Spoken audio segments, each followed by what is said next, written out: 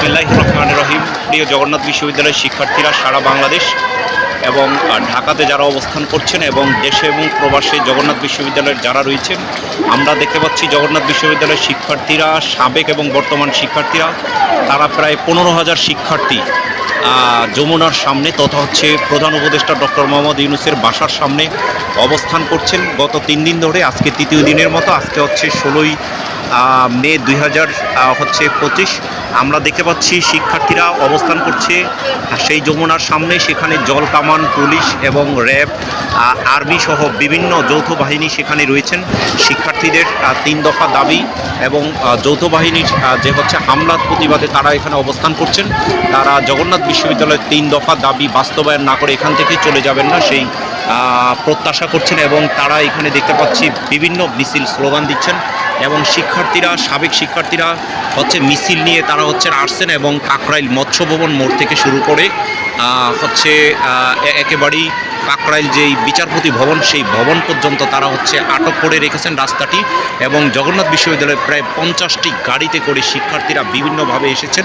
এখানে তাদের সহযোগিতায় রয়েছেন জগন্নাথ বিশ্ববিদ্যালয়ের শিক্ষক, কর্মকর্তা, কর্মচারী এবং সবাই এখানে উপস্থিত রয়েছেন। আপনারা যারা আমাদের ফেসবুক পেজ, ইউটিউব চ্যানেলে রয়েছেন, তারা আজকে যেই এই গণ অনশন যেটি শুরু করেছেন জগন্নাথ বিশ্ববিদ্যালয়ের শিক্ষার্থীরা, এটির মাধ্যমে একটি বিশেষ মেসেজ আপনারা পেয়ে যাবেন। হয়তো ডক্টর মোহাম্মদ ইউনূস যদি কোনো ভুল করে থাকেন, তাহলে হয়তো জগন্নাথ বিশ্ববিদ্যালয়ের শিক্ষার্থীদের মাধ্যমেই তার হয়তো পতন ঘটতে পারে, অথবা তিনি যদি দাবিটি মেনে নেন, হয়তো তার স্থায়ী হওয়ার সুযোগ রয়েছেন। এখানে জগন্নাথ বিশ্ববিদ্যালয়ের শিক্ষার্থীরাই শুধু এসেছেন, কিন্তু অভিভাবক কিংবা অন্যান্য তারা যদি আসেন, তাহলে দেখা যাবে যে যেই যমুনা যে ভবন রয়েছে, সেই ভবনের অবস্থা কিংবা শিক্ষার্থীরা যদি ভিতরে প্রবেশ করা শুরু করে কিংবা উত্তেজিত হয়, তাহলে হয়তো অন্য ধরনের কোনো ঘটনা ঘটতে পারে।